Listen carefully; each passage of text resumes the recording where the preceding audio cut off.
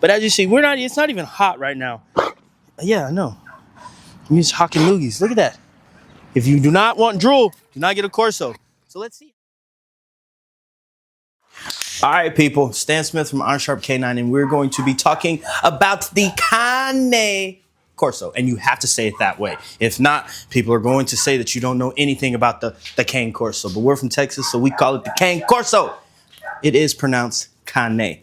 But if you are thinking about getting a Cane Corso, make sure you do a little bit of research. They are going to be a very large dog. If you do not have the budget to feed a very large dog, don't. This dog I think he's about 7 months old. He's probably going to be about $1. We're going to get Thor out as well. He's a 14-month-old, and he is about $1.25, about $1.15 right now. But they're going to be large, very powerful dogs.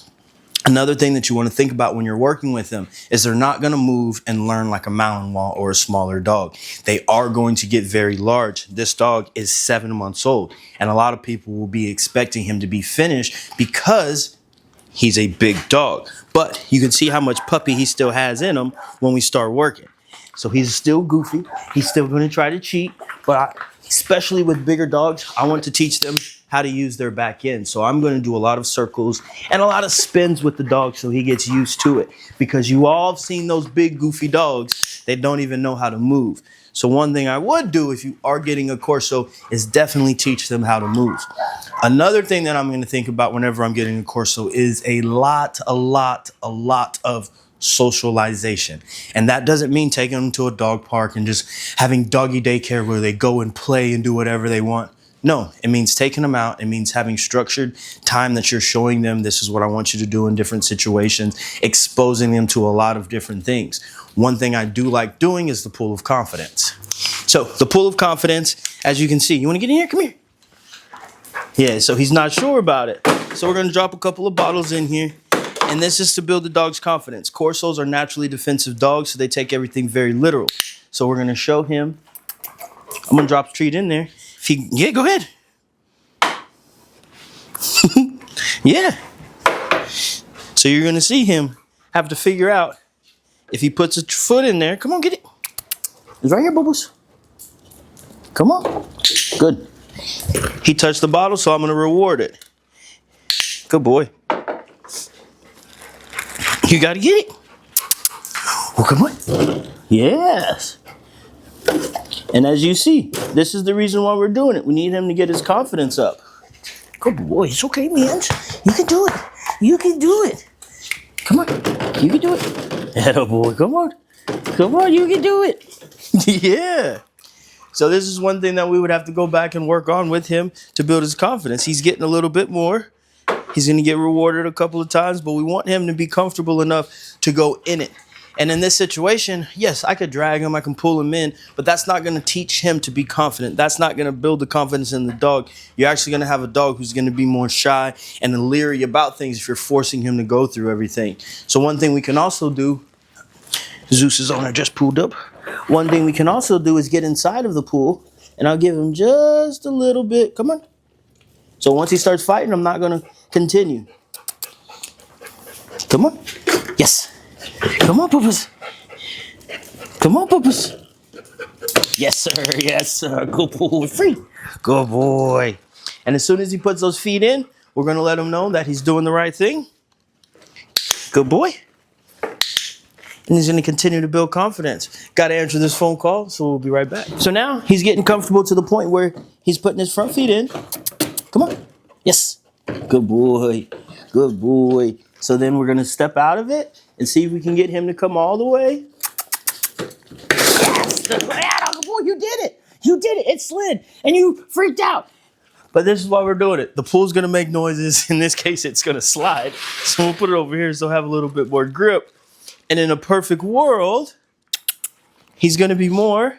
Come on. Come on. Here you go. Go get it, Poopas. It's okay. It's not going to slide this time. It's not going to slide this time. Go ahead. Come on. Come on, come on, come on. As you see, people, building confidence in the Corso is going to be very, very important. So that is one thing I would definitely suggest you doing with the Corso. Stay tuned. We're going to show you some more things that we would do with the Cane Corso. So confidence is one thing that you are going to want to work on, especially if you have a Corso. Any dog, really. But Corsos are going to need it just a little. Come on. Come on. Yes. Good boy. And the more you do it, the more comfortable he's going to get. As you saw at the very beginning, he didn't want to get in here at all. Now he's starting to learn. Kitty. Yes. Good boy. Good. And this is what we're looking for. Him wanting to try and figure it out. Good job, Pokers. Free. Yeah, man. Ah, no jumping, no jumping, no jumps. Good boy, good boy. And you want him to understand that if he does gain confidence, if he does overcome his little insecurities, that you're proud of him. You enjoy these things. So build confidence in your Corso. So now we're going to get Thor out and see how he does with the pool of confidence. Stay tuned. All right, so now we got Thor out here. And another thing that you are going to want to think about if you are getting a Cane Corso, do you like drool? Do you like a slobbery dog? Thor, come here. Look at this, look at this. Turn back this way to the camera. Turn to the camera. So you see all of this, and he's just, this is a very light drooler too, but all Corsos are going to drool, those masters. And if they're outside running or playing, or let's see, we're gonna give him a couple of treats here. Thor, he gets a couple of treats, and he's gonna start salivating. Let's see if we can get him. Let's see if we can get him drooling a little bit. Get him on the sides. Get him on the sides. See if you can see him start drooling.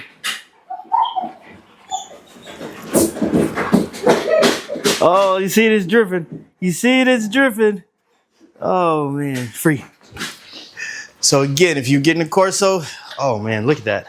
Oh, that's just, psych. All right, confidence. Back to building confidence. We want him to be comfortable about going into the pools. He's a little bit more confident than Brinks was at the very beginning, but he's a little bit older. We've exposed him a little bit more situations, but that is one thing that you are going to do is build confidence. That means take him to places. That means exposing him to noises. That means exposing him to different situations. So I love doing obstacles. If you don't have obstacles in your front yard like we do, you can take him to a playground. So we're going to take Thor out there, get him on some obstacles, and show you how we work the Corso through these things. So stay tuned. All right, so obstacles build confidence. Obstacles are going to build a relationship between you and the dog. So I always come out and I like to do things. Just a simple little jump. Good boy. And you want to reward them. Good job, Papas. Come on. Yeah, now go. That's what we're looking for. Sit. Stay. Up. Come on. Good boy. He took the scenic route. He took the scenic route. So you see, he's not going to move like a Mao. He's not going to move like a Shepherd or an Aussie, a smaller dog. He's going to be more deliberate about his movements because he is a very large dog. So we're going to see if we can get him on the A-frame. You ready, Thor? Come here. Yeah, you ready? You ready? Up. Good boy, good boy, good boy. Come on. Come on, come on, come on. Yeah. Good. Here you go. Here, I have a treat for you. No. And another thing, Corsos are very stubborn. They're not a dog that is looking to you for guidance. They are an independent thinking dog. When you get these defensive dogs, when you get the Mastiffs, the Pit Bulls, anything that was designed to do a job without a human, you have to remember they are not going to care about you. So you have to build your value. And how do you do that? You got to have some things that they like. So if you have a dog who likes playing with a ball, this is where you're going to get his attention. Oh, so now he's like, oh, you got something I like. You have to find something that motivates these dogs, people. You ready? Up. Don't jump off the top. Good boy. And then when he does it, yes. Yes. Good job, Bubbles. Good job, Bubbles. Yeah. Yeah, man. Yeah, man.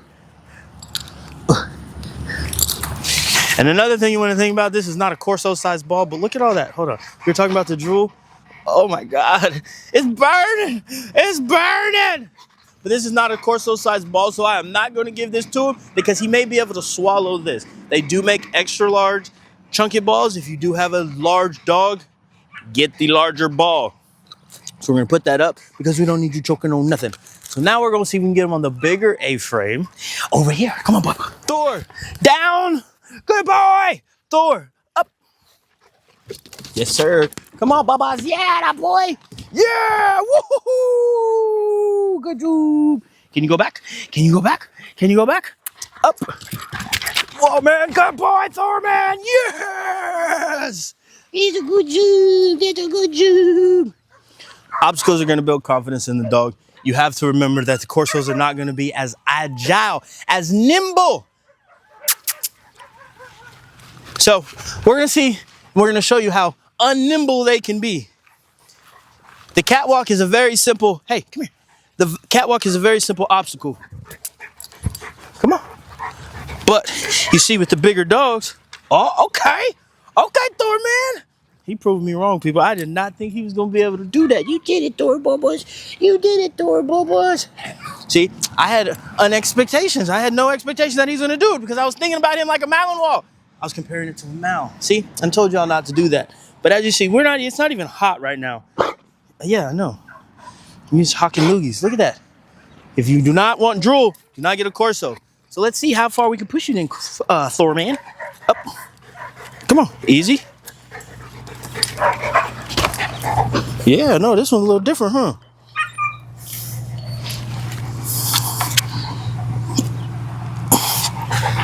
Come on, easy. Good. Come on. You can do it, come on. Oh, oh, oh, oh, that's a big dog. Oh, that's a big dog. Oh, you did it, puppies. You did it, babies. And as you see, people, if you are going to be getting a Corso, you do have to do a little bit more. Come on. You just have to do a little bit more than you would if you had a Mal or Shepherd or anything like that. These dogs, good dogs, but you have to expose them to a lot of different situations, and it's never going to be finished. They're going to keep growing until they're about 2-3 years old. So the first 2 to 3 years of the dog's life, you're going to be doing a lot of imprinting. You're going to be doing a lot of different situations where the dog is going to get into something. I'm not sure what I'm supposed to do, and you're going to have to work them through it. You're going to have to expose them to drool.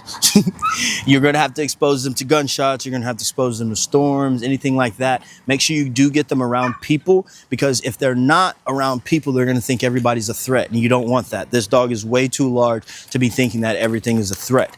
Not to say that you don't want to show your dog any signs of protection work or anything like that, but when you are doing the protection work with these dogs, we want to make them enjoy it. We don't want to put them in a defensive mindset where they're thinking that everybody that stands in front of them is going to do something to harm them. We want these dogs to be able to get out in public, be an asset to you, not a liability. A dog that is thinking everybody is aggressive or everybody's going to hurt them, that dog becomes a liability, because you don't know when they're going to pop off, or you don't know what is going to make them pop off.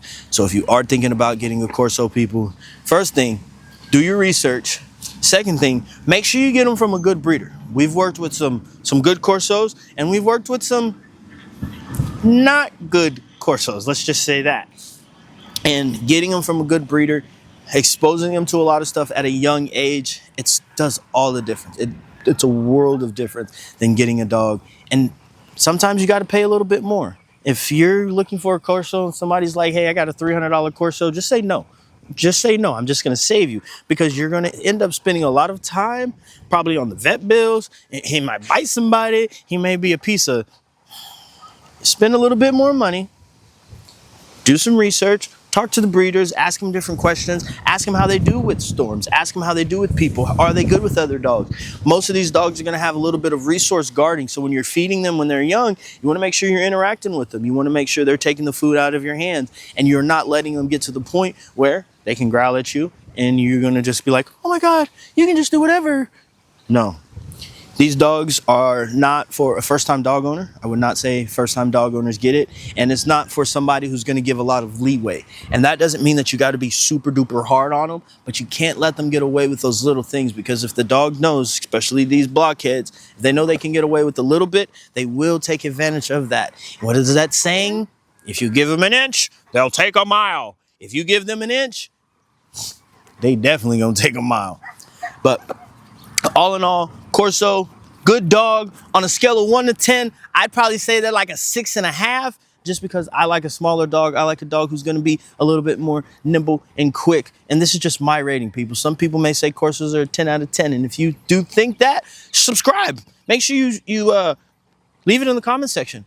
Tell us if we're wrong about the stuff about the Corso. Tell us your opinion about the Corso and your experience, because all we're trying to do is help people get the experience they need so these dogs can stop going to the shelters. These dogs can stop hurting kids. These dogs can stop hurting people because they're not doing anything that they're supposed to do. If you are getting a Cane Corso, the Kanye Corso, or the Cane Corso, do some research, build confidence, show them what you want them to do. You got to teach them, you got to train them, you got to test them. Just as always, at the end of the day, subscribe, hit the bell, share, and just take care of your dog.